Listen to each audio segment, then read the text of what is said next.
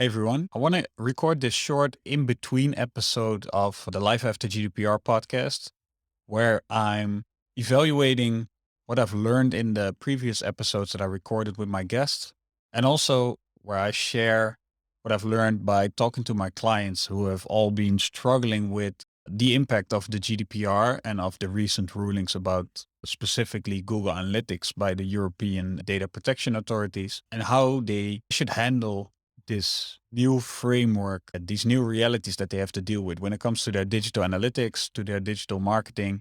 I've distilled it into four questions that I think every organization should ask themselves. And at a high level, the four questions are: question one, how valuable is your data to you? Question two, how much risk is your data worth to you? Question three, how much of that risk can you minimize? And then question four, do you have the right people who can create the right process and either build or acquire the right technology? And these are, of course, four very expensive questions. So I want to dive a bit deeper into them. But I think these questions are the ones that you should ask yourself and that you should dive into with your company in order to evaluate how to handle this going forward. So, question one, how valuable is your data to you? I think there's two ways to approach this.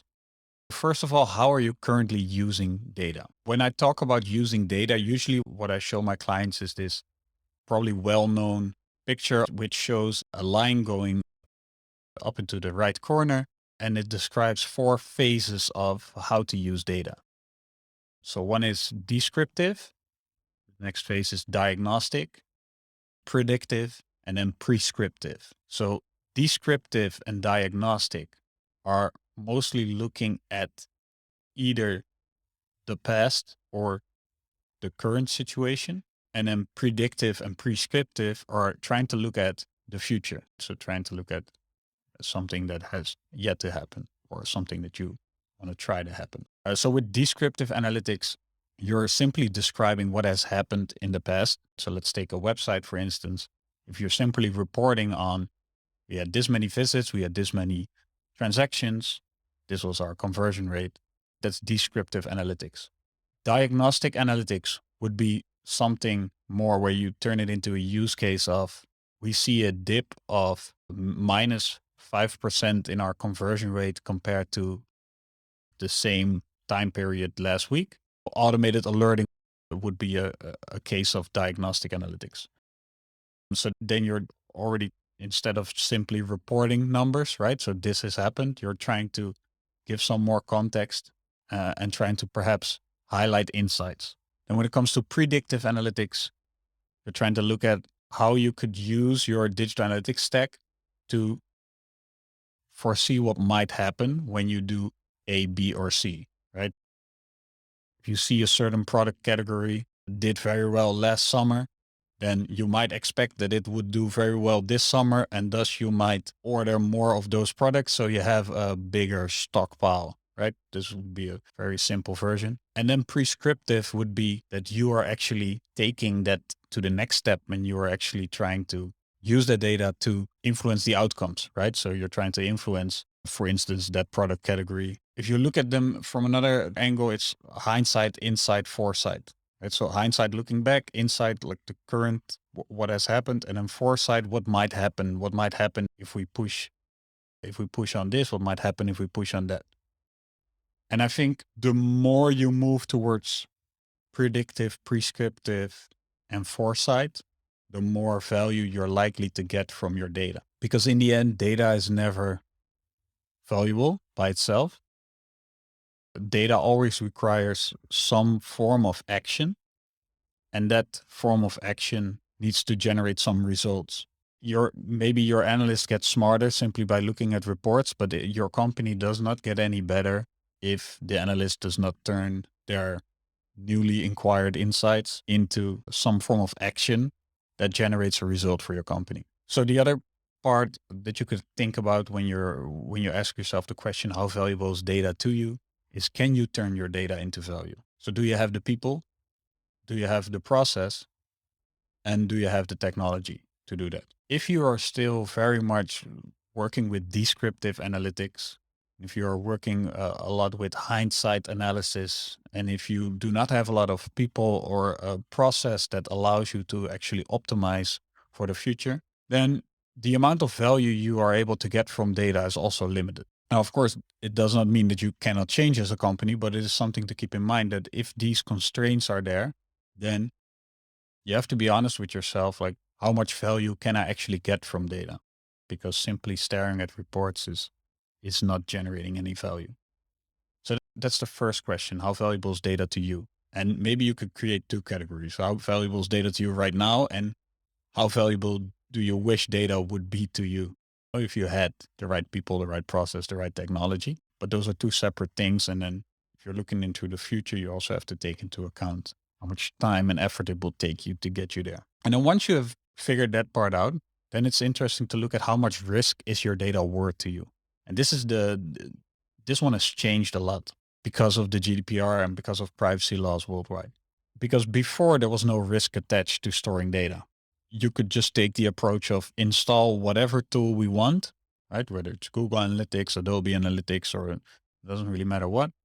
We install it and capture it as much as possible, and then we'll figure it out later what we do with it. Now, first of all, that's probably not a wise investment of resources or capturing all the data. And also, usually, when you capture all the data, then nobody is inclined to actually use it properly. When you have an intent of capturing it for a certain reason, you're more likely to actually also use it. But besides those points, right now there's a new added risk, right? You cannot simply collect all the data without having a plan of how you're going to use that data and also documenting what you're using it for and also getting the proper consent if needed from the user when you collect the data. There's now a risk attached to collecting data.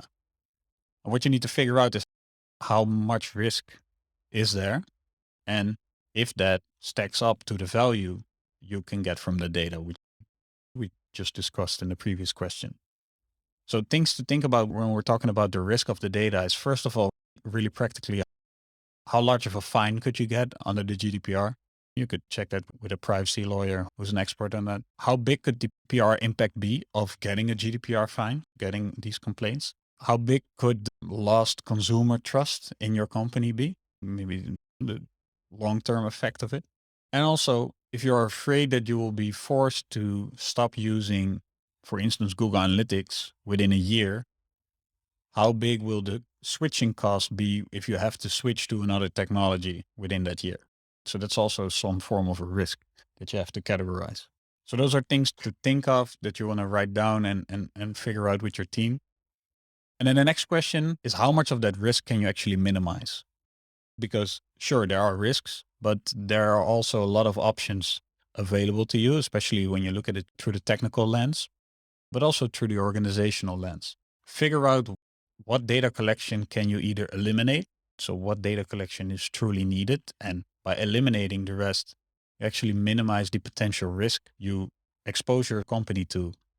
Because if you don't collect the data, you also don't have the risk associated with that data. What data collection can you minimize? Right? So in a lot of cases, if you just need the data to do a analysis on how people use your tool, but you don't actually need to know who these people are, then fully anonymizing the data and stripping everything away from it that could be identified to any person would be a very smart idea, right? Because if you really don't need it, if you've decided you only use it for like product analytics, let's call it, then please be smart and eliminate everything from the data that you don't need. So you could also look at data collection, like you could look at obfuscation, you could look at hashing, you could look at detaching certain data sets from each other that would allow a third party processor to stitch together users if you wouldn't detach it. There's all these checks and balances that you can build into your setup that would minimize the risk. So these are interesting things to look at. And then one of the top things to do is create your own data collection endpoint, something like a server-side tag manager solution where you are fully in control of the data you collect from your own first-party website, app, and you're also fully in control of the endpoint where you send that data initially, so the server-side tag manager container. And then within there, you have the ability to strip out everything before you send it to these third parties. So actually, that's another check and balance that you can introduce into your setup that allows for more control and also a more granular way of collecting data. And then can you also clearly document your collection process and be transparent about it, both to visitors, but also to auditors, right? Because we're increasingly creating a more complex solution. If you decide that you want to use the data and that it's worth the risk, then you're going to move towards a more complex solution. And then one of the additional steps will be that you will have to, both for your own sanity's sake, but also especially for when you get an audit and also towards visitors for transparency. You want to be able to document what you are collecting, how you are collecting it, where you are storing it, who is sub-processing it, like the whole flow of how you collect data. This is going to be needed. So take this into account. And it's also a form of risk minimization because once you document it clearly and once you keep that up to date, you're also able to see for yourself where the weak spots might be in your collection strategy. So that's the question on how much risk can you minimize? And then the fourth question, which is actually already a little bit a part of the first question, is do you actually have the right people to create the right process and to either select or build the right technology? From a people perspective, in the episode with Steen Rasmussen, we talked about the management buy-in. This is something that is essential right now. Like in the last 10 years, it would be common that a digital analytics professional at the lowest level in the company would be responsible for implementing the tools, picking the tools. Because if you implement a free tool like Google Tag Manager and Google Analytics on the website, there's no executive decision to be made. They just say, we need the tool is free. People say, yeah, that's fine, implement it. For a lot of companies, there's nobody who is actually responsible for implementing the tool, which is bizarre if you think about it, but it is how things work in business right now. So implementing something on the website, a lot of companies don't have somebody in management who signs off on what is implemented on the website. And you need people to be responsible for that because every tool you implement will have an impact on your data privacy aspect of your business. So getting somebody involved from a management level who carries responsibility is going to be essential. Another person that you probably need if data is valuable to you and if you decide that you're going to figure out how much risk you can take for the amount of data that you want to collect and that is valuable to you, then likely you also want to have a data protection officer who is in charge of the documentation, the orchestration together with the technology, all the legal contracts with all the sub processors, and who can just be the lead in this project. That's another cost that you want to add to evaluating whether the data is valuable to you and if this is worth it. And then do you have a data engineer or an analytics engineer, or somebody who has a technical background or is technical enough to make this work, who can make sure that the implementation of your consent management platform together with your tag management platform, together with your backend CRM, that everything is connected, that it works, that it functions as designed, as intended. That's another cost that it's additional in the sense that this person will have new tasks to complete besides simply just adding new tags and adding more marketing tags and adding more analytics tracking. It will now also include making sure that the privacy aspect of all these tags is taken care of. And then from a process point of view, if you are not able to work through all the steps required to go from data collection to generating value for your business and do this in a privacy compliant way and make sure that you're continuously also taking data privacy into account, the process that you set up as a business will also have to support this. So that's also something to take into consideration. You will need to involve your data protection officer with your marketing department whenever you set up new campaigns that require new types of tracking or that use new pieces of data from users. These are all things that you need to take into account and that they also all incur extra cost, right? Whether it's just on the people side, the time side, and sometimes on the technology side. And then once you've answered these four questions, right? So you figured out how valuable is data to you, how much risk is your data worth to you? How much risk can you minimize? And do you have the right people, the right process? Then you can figure out what type of technology do we want to use. Technology, both from the vendor point of view. So who supplies the technology, whether it's Google or whether it's some open source self-built. It's both from the vendor point of view, but also from the technology itself point of view. And of course, tied to every choice in technology, there's also features that allow you to potentially generate more value.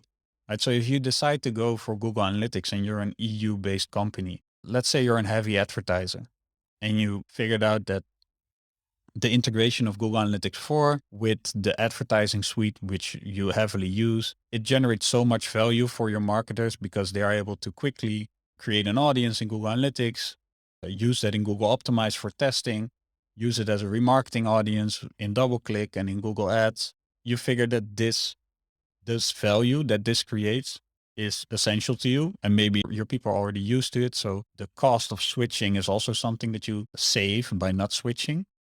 So you decide that the data has a really high value to you. You figured out the risk and you looked at minimizing the risk by implementing all the privacy features of Google Analytics, implementing server-side tag manager and making the collection and the consent process really transparent. And of course, you still have a risk, right? Could still be that Google Analytics truly becomes illegal across the EU, but at least you've taken all steps that you could. You can also show this to any data protection authority that might knock on your door. And if push comes to shove, you still have the option to switch to something else. You've made a clear plan of what is it worth to me? What are the risks? And what are we going to do to minimize those risks? And you see how your people can actually use that data to turn it into value. So you actually know what the data is worth to you and where it generates value. Let's take another scenario. Let's say you have Google Analytics implemented, but you actually do not advertise that much. And you use Google Analytics mainly for looking at how many visitors did your blog post get.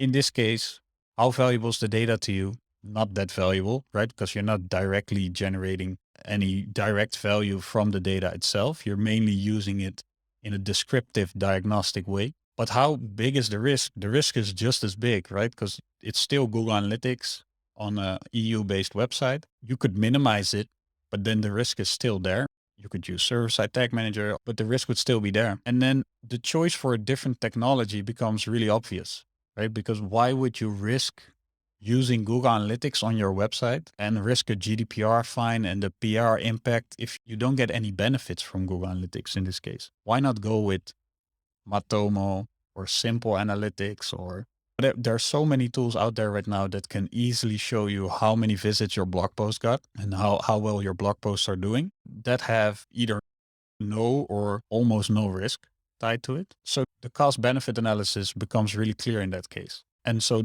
maybe the only incurred cost is that your people have to learn how to use a different tool, which in this case, if you're only looking at the statistics for a blog post, you're going to be okay. And of course, these are two really clear cut cases. And in most cases, it's going to be somewhere in the middle. But I think you have to have this discussion together with C-level person who is in the end, when push comes to shove, who is responsible for these kind of things when you get a fine. So who can push on the risk side of things. And then your marketers and your digital marketers and your website content people who should be getting the value from the data and figure out which path you should take as a company. So this is a discussion that I've been having with my clients as well. And by having these conversations on the podcast, I got a better framework to look at it. So hopefully going forward with new rulings by European data protection authorities and also with the new transatlantic data protection framework, we get some clarity on what the future looks like. But I suspect that we're far from done. I suspect that there will be a new framework and then there will be a Schrems tree and then we are back to the drawing board. So I suspect that this topic will stay relevant. So I think it's important to have these discussions internally and to just decide, is the risk of using something like Google Analytics? And I think it will be more than this, right? It will be Facebook tracking. It will be whatever tool, right? In the end, these things will go broader than just Google Analytics, but Google Analytics right now is the focus.